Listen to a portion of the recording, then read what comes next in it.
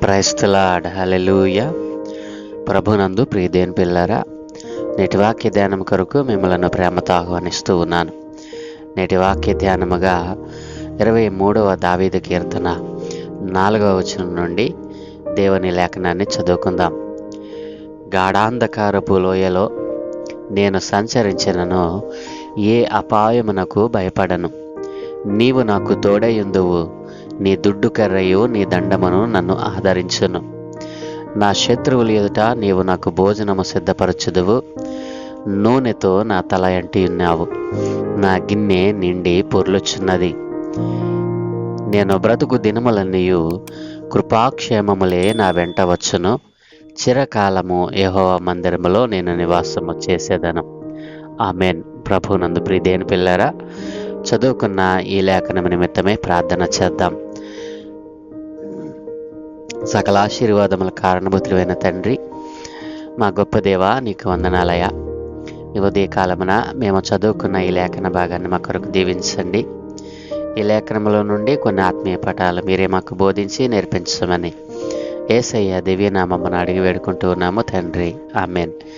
ప్రభునందు ప్రియదేని పిల్లారా, యెహోవా నా కాపరి, నాకు లేమి కలుగదు అని దావీదు భక్తుడు పాడి స్తుతించిన కీర్తన మనము ధ్యానం చేస్తూ ఉన్నాం. యెహోవాను ఎవరైతే తనకు కాపరిగా కలిగి ఉంటారో, ఎవరైతే ఆ సర్వశక్తి కలిగిన దేవునిని కాపరత్వంలో మరి ఎవరైతే ముందుకు నడుస్తూ ఉన్నారో, ఆ సర్వశక్తి కలిగిన దేవుని యొక్క కాపరత్వంలో ఆయన చేతుల కింద మరి నివసిస్తూ ఉన్నారో వారందరికీ కూడా దేవుడు మరి తన కృపను, తన కనికరమును, తన ప్రేమను వెల్లడిపరుస్తూ ఉన్నాడు. ప్రియదేని పిల్లరా, ఎవరైతే ఆయన బలమైన రెక్కల కింద ఆశ్రయమును కలిగి ఉంటారో, ఎవరైతే తమ జీవితంలో మరి ఎదురయ్యేటువంటి అనేక శ్రమలు, వారి జీవితంలో ఎదురయ్యేటువంటి ఒడిదుడుకులు, వారి జీవితంలో ఎదురయ్యేటువంటి మరి చెప్పనసఖ్యము కానీ ఏ శ్రమ అయినా, శోధన అయినా సరే, నేను దేవుని యొక్క రెక్కల క్రింద ఉన్నాను. ఆయనే నా కాపరి. నా కాపరి నా అవసరతలన్నిటినీ తీర్చగలడు. నా కాపరి నన్ను మంచి స్థలములో ఉంచగలడు.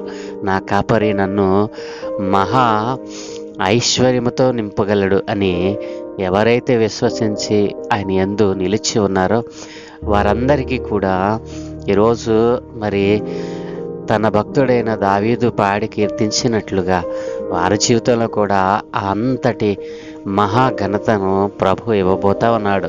ప్రియదేని పిల్లరా, మరి దావీదు భక్తుడు దేవుని కాపరత్వంలో ఆ సర్వాధికారి అయిన మరి దేవుని యొక్క మరి కాపరిగా తననే ఎంచుకొని ఆ కాపరి ఎలా నడవమంటే అలా నడుస్తూ తన జీవిత కట్టుకున్నటువంటి సందర్భము మనం ఇక్కడ చూడగలం. అలాగున ఆ కాపరిని తనకు ఉన్నటువంటి భక్తుని జీవితంలో ఎంతటి ప్రశస్తమైనటువంటి జీవితము, ఎంతటి ప్రశస్తమైనటువంటి మరి ఆ యొక్క పరిస్థితులను దేవుడు మరి ఏర్పాటు చేశాడో, కలుగ చేశాడో మనం ఇక్కడి మరి మనము ఇక్కడ జ్ఞాపకం చేసుకోవచ్చును. మనం ఒక్కొక్కటిగా జ్ఞాపకం చేసుకుని వచ్చాం. ప్రియదేని పిల్లరా, ఈరోజు కూడా మరొక విషయాన్ని జ్ఞాపకం చేసుకుందాం. మరి భక్తుడు మాట్లాడుతూ అంటూ ఉన్నాడు కదా, గాఢాంధకారపు లోయలో నేను సంచరించినాను, ఏ అపాయమునకు భయపడను. గాఢాంధకారము, లోయ, ఈ రెండు పదాలను మనం ఒకసారి ఆలోచన చేస్తే, గాఢాంధకారము అనగా మన కంటికి కనిపించనంత మరి చీకటి, మనము ఎక్కడ ఉన్నాము, ఎక్కడికి వెళుతున్నాము అనేటువంటి విషయాన్ని గమనించలేనటువంటి, పసిగట్టలేనటువంటి భయంకరమైన పరిస్థితి. మరియు రెండవ మాట లోయ. లోయ అంటే లోతైనది. ప్రియదేని పిల్లలారా, ఒకవేళ ఈ లోకమనేటువంటి సముద్రంలో మనం కలిసిపోయి, ఈ లోకమనేటువంటి మరి ఈ యొక్క పాపములో మనము కూరుకుపోయినప్పుడు అది భయంకరమైనటువంటి లోయలోనికి మనలను త్రోసివేసినట్లుగా అప్పుడప్పుడు మనము ఆ యొక్క పరిస్థితిని అనుభవిస్తూ ఉంటాం. దేవుడు నాకెందుకు ఇంత భయంకరమైనటువంటి మరి పరిస్థితిని కలుగ చేశాడు, నాకే ఎందుకు ఇంత భయంకరమైనటువంటి మరి శోధనను ఇచ్చాడు అని మనం అనేక మార్లు సణిగి గొణిగి ఉంటాం. ప్రియదేని పిల్లరా, ఒకవేళ అలాంటి భయంకరమైన శ్రమ గుండా నీవు వెళ్ళిన అనుభవం నీకుందేమో. అలాంటి శ్రమలు నీ ఇంటిని చుట్టుముట్టినటువంటి పరిస్థితులు అనేకములు నీ జీవితంలో నీవు చూసావేమో. ఈ రోజున ఆయన కాపరత్వంలో నీవు లేకపోవటను బట్టే ఆ యొక్క శ్రమ నీకు సంభవించడానికి గల కారణం నీవు ఆయనను కాపరిగా కలిగి ఉండకపోవడమేనేమో. ఎప్పుడైనా ఆలోచన చేసావా? నీవు దేవుణ్ణి నిందించడం కాదు, కానీ నీవు ఎవరి కాపరత్వంలో ఉన్నావు, ఎవరి కాపరి కింద నీవు బ్రతుకుతున్నావు. నీ కాపరి ఆ సర్వాధికారి అయిన సృష్టికర్త అయిన దేవుడేనా, లేదా ఈ లోకాధికారి అయినటువంటి అపవాదియా? ఒకసారి నిన్ను నీవు పరిశీలన చేసుకుంటూ ఉన్నావా? జీవితం వెళ్ళిపోతుందిలే, ప్రతిరోజు దేవుడు నాకు మంచి దినాన్ని ఇస్తూ ఉన్నాడే, నాకు మరి ప్రతిరోజు జరిగినట్లుగానే ఈరోజు జరుగుతుందిలే అని ఒకవేళ నీవు భ్రమపడుతున్నావేమో. జాగ్రత్త, నీవు గాఢాంధకారపు లోయలోనికి వెళ్ళిపోతా ఉన్నావు. గాఢాంధకారము నిన్ను చుట్టుకొని పోతా ఉంది. గాఢాంధకారము నీ చుట్టూ ఆవరించి ఉంది. నీవు దానిని పసిగట్టకపోతే నీవు లోయలోనికి వెళ్ళిపోతావు.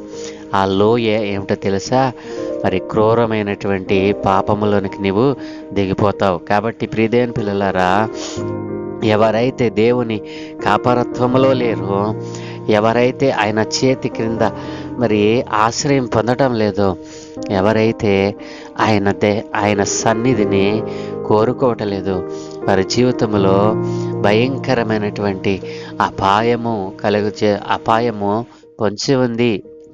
ప్రియదేని పిల్లలు, అయితే ఇక్కడ భక్తుడు మాట్లాడుతూ ఉన్నాడు కదా, మరి గాఢాంధకారపు లోయలో నేను సంచరించిన, ఒకవేళ నా జీవితంలో గాఢాంధకారము సంభవించి దానిలోనికి నేను మరి దిగిపోయినప్పటికీ కూడా ఏ అపాయము నాకు నేను భయపడను అంటూ ఉన్నాడు. ఈ నిరీక్షణ, ఈ యథార్థత, ఈ యొక్క భక్తి నీలో ఉందా? ఒకవేళ గాఢాంధకారపు లోయ అనుభవము ఒకవేళ నీలో ఉందేమో. అయినప్పటికీ నీవు భయపడకుండా ఉన్నావా? ఒకవేళ భయపడుతూ ఉన్నావా? నీ జీవితంలో ఏ స్థితిని నీవు కలిగి ఉన్నావు? మరి భక్తుడైతే నేను ఏ అపాయమునకు భయపడను అని ఇక్కడ కంఠాపాఠంగా చెప్తా ఉన్నాడు. ఎందుకు తెలుసా? ఎందుకు ఆయన భయపడను అంటూ ఉన్నాడు? ఎందుకంటే ఆయన అంటూ ఉన్నాడు కదా, నీవు నాకు తోడయ్యుందువు, నీ దుడ్డు కర్రయు నీ దండమును నన్ను ఆదరించును. ప్రియదేని పిల్లరా, క్రీస్తు పిల్లలమైన వారికి మరి అంధకారము, చీకట్లు, కృంగదీసే పరీక్షలు, చివరికి మరణము కూడా వాటిల్లుతూ ఉంటాయి. అయినప్పటికీ కొన్నిసార్లు కీడు వారి చుట్టూ మరి ముసురుతుంది. కీళ్ళు అనేకములు వారి మీదకి వస్తూ ఉంటాయి. అయితే క్రీస్తు పిల్లలైన వారికి ఒక నిరీక్షణ ఉంది. ఏంటో తెలుసా? నా కాపరి నా క్రీస్తే. నా కాపరి సర్వశక్తి గల సృష్టికర్త. ఆయన నాతోనే ఉంటాడు, నాకు భయం ఎందుకు అని నీవు ఆ యొక్క భయంకరమైన పరిస్థితులకు ఎదురు నిలిచినట్లయితే, ఆ సర్వశక్తి కలిగిన సృష్టికర్త అయిన దేవునిని నీకు కాపరిగా నువ్వు పెట్టుకున్నట్లయితే, ఆయన అంటాడు కదా, లోకాసువార్త 12వ అధ్యాయము 4 నుండి 7 వచనాలు అంటాడు, నా స్నేహితులైన మీతో నేను చెప్పినదేమనగా, దేహమును చంపిన తరువాత మరేమీ చేయనేరని వారికి భయపడకుడి. ఎవనికి మీరు భయపడవలనో మీకు తెలియచేదును. చంపిన తరువాత నరకములో పడద్రోయ శక్తి గల వానికి భయపడుడి. ఆయనకే భయపడుడని మీతో చెప్పుచున్నాను. 5 పిచ్చుకలు 2 కాసులకు అమ్మబడును గదా, అయినను వాటిలో ఒక్కటైనను దేవుని ఎదుట మరువబడదు. మీ తల వెంట్రుకలన్నీ లెక్కింపబడి ఉన్నవి. భయపడకుడి, మీరు అనేకమైన పిచ్చుకల కంటే శ్రేష్ఠులు అని సృష్టికర్త అయిన దేవుడు మనకిచ్చినటువంటి ఈ శ్రేష్టమైన వాగ్దానము నీవు గమనించావా ప్రియదేని పిల్లరా? ఎవడో చంపేస్తాడు అని, శ్రమ వచ్చిందని, మరణము ముందున్నదని ఒకవేళ నీవు పిరికి ఆత్మను కలిగి ఉన్నావేమో, నీ సృష్టికర్త అయిన నీ కాపరి శక్తి కలిగిన వాడు. దేని పిల్లరా, ఆ విషయాన్ని మరిచిపోయి ప్రతి చిన్న విషయానికి మనము భయపడిపోతూ ఆయన మనకు తోడు ఉన్నాడని, ఆయన దుడ్డు కర్ర, ఆయన దండము మనలను ఆదరిస్తూ ఉందని గమనించకుండా ఈ రోజున తమ మార్గములను తప్పి తిరుగుతున్న క్రీస్తు పిల్లలైన వారు ఎంతోమంది మనం చూస్తూ ఉన్నాం. ప్రియదేని పిల్లరా, ఆయన అన్నాడు కదా, చిన్న మందా భయపడకొడి మరి అని ఆయన చెప్పినటువంటి మాట ఎంత ఉన్నతమైనది. ఆయన చెప్పాడు కదూ, చిన్న మంద భయపడకుడి అని మనకు అభయం ఇచ్చాడు. ఆదరణ కలిగినటువంటి మాటలను మనకు అనేకములు తన గ్రంథంలో లిఖింపచేశాడు. క్రీస్తు గొర్రెల ఆదరణ, వారిపై ఆయనకున్న అధికారమే. ప్రియదేని పిల్లరా, తన పిల్లలకు మరి క్రీస్తు పిల్లలపై ఆదరణ, వారిపై ఆయనకున్నటువంటి అధికారమే. ఆయన మనపై అధికారం కలిగినటువంటి వాడు. ఆ విషయాన్ని మర్చిపోయి ఆయన తన ఇష్ట ప్రకారము మన గురించి శ్రద్ధ వహిస్తున్నాడన్నటువంటి విషయాన్ని నువ్వు గ్రహించకపోతే, ఆయన దండము, చేతికర్ర మరి దేనిని సూచిస్తున్నాయి? మనపై ఆయనకున్న అధికారమును చూపిస్తూ ఉన్నాయి. ఆయన తన కన్నులను మన తట్టు త్రిప్పి ఆయన నిత్యము మనలను కనురెప్పలా కాపాడుచు ఉన్నటువంటి సృష్టికర్త అయిన దేవుడు. ఆ సృష్టికర్త అయిన సర్వశక్తి కలిగిన కాపరిని నీవు కలిగి ఉన్నావా? ప్రియదేని పిల్లరా, ఒకవేళ నేను సర్వశక్తి కలిగిన దేవుని కలిగి ఉన్నాను, అయినప్పటికీ నా జీవితంలో గాఢాంధకారమయమైనటువంటి అపాయము నాకు సంభవిస్తూనే ఉంది అని నీవు అనుకుంటున్నావంటే, నేను చెప్తా ఉన్నాను, నీవు ఆ సృష్టికర్త అయిన సర్వాధికారి అయిన ఆ దేవుని కాపరత్వంలో నీవు లేవు అని గుర్తించాలి.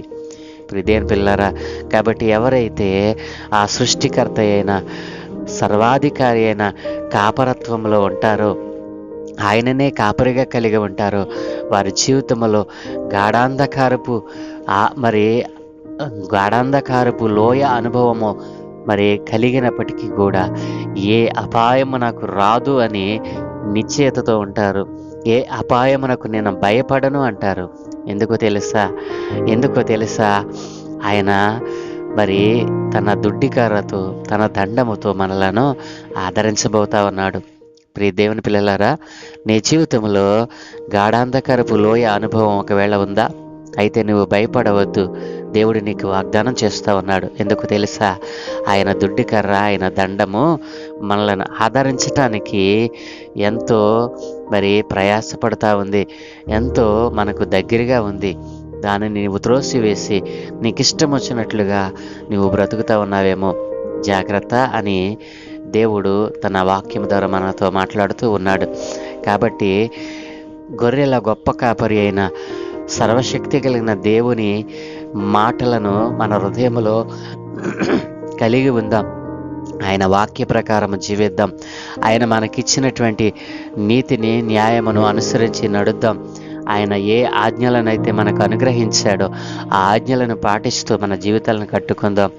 అలా నీవు జీవిస్తూ ఉన్నప్పుడు ఒకవేళ చీకటి, అంధకారము, చివరికి మరణమే సంభవించవచ్చు. అయినప్పటికీ కూడా ఆయన దుడ్డుకర, ఆయన దండము మనలను ఆదరిస్తుంది అనే నమ్మకం కలిగి ఉందాం. ఆ నమ్మకముతో ప్రభు యొక్క రాకడ కొరకు సిద్ధపడదాం. ప్రభువు మనలను ఆ రీతిగా నడిపించునుగాక. ఆమేన్. దేవాది దేవుడు అయిన తండ్రి, గొప్ప దేవానికి వందనాలయ్యా. ఈ ఉదయకాలమున ఒక శ్రేష్టమైన అంశమును, ఒక శ్రేష్టమైన విషయమును ధ్యానం చేయడానికి కృప చూపావు. అవును తండ్రి, నీ భక్తుడు గాఢాంధకారపు అపాయాలు సంభవించిన గాఢాంధకారపు లోయ అనుభవాన్ని కలిగి ఉన్నప్పటికీ కూడా నేను భయపడను అనే నిశ్చయతతో అయా, ఇదిగో తండ్రి, తాను చేసినటువంటి ఈ సంకీర్తనను బట్టి నీకు వందనాలు. అవును తండ్రివా, మా జీవితంలో కూడా గాఢాంధకారపు లోయ అనుభవంలోనికి మేము వెళ్ళినప్పుడు అయా, నిన్ను తృణీకరించి నీ మీద గొణిగి సణిగి నైనా నీవిచ్చేటువంటి ఆదరణ, దుడ్డుకర్ర ఆదరణ మేము కోల్పోయాము దేవా.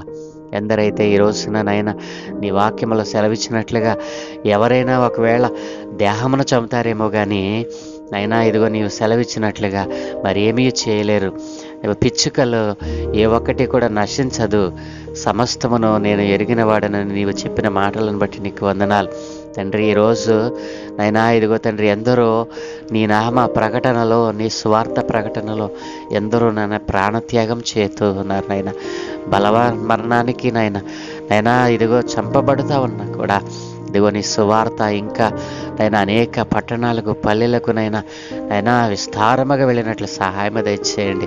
ఇదిగో నేను నమ్మిన వారికి, నీ కాపరత్వంలో ఉన్న వారికి శ్రమలు వస్తాయన్నావు, అయినా భయపడకొద్దు, నా దొడ్డి కర్ర, నా దండము మిమ్మలను ఆదరిస్తుందని అభయం ఇచ్చినటువంటి గొప్ప దేవానికి వందనాలు అయ్యా. ఇదిగో తండ్రి, ఎంతటి శ్రమ వచ్చినా, ఎన్ని ఉపద్రవాలు ఎదురైనా ఇదిగో నీ చేతికర్ర, నీ దండము మమ్మల్ని ఆదరిస్తుందని నమ్మికతో ముందుకు సాగడానికి కృప చూపమని ఈ దినం మేము చేయు పనులన్నింటి మీద మీ కనుదృష్టి ఉంచి మీ దూతల కాపుతలు అనుగ్రహించి మీరే మహిమ పొందుకోమని యేసయ్య పరిశుద్ధ నామమును అడుగుచున్నాను తండ్రి.